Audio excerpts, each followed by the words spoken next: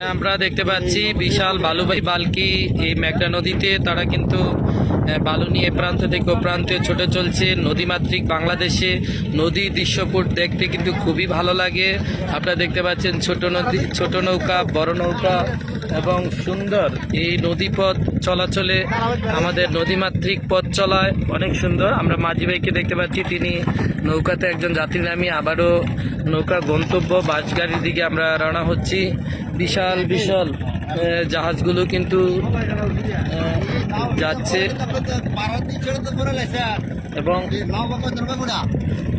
আপনারা দেখতে পাচ্ছেন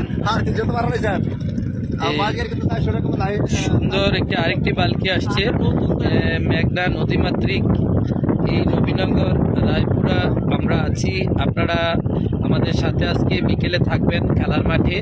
আজকে একটি চমৎকার ফুটবল টুর্নামেন্টের ফাইনাল খেলাতে আমি ধারাভাষ্যে থাকবো রাসেল, আর সরাসরি সম্প্রচার করবে আরে মিডিয়া, কেবি মিডিয়া এবং কাজী মিডিয়া। আজকে আমরা রওনা হয়েছি মানিকনগর ঘাট থেকে। বিশাল বড় একটি বাল্কি আসছে, বালু এই মুহূর্তে নেই, তাই অনেকটা বিশাল দেখা যাচ্ছে, অনেক সুন্দর।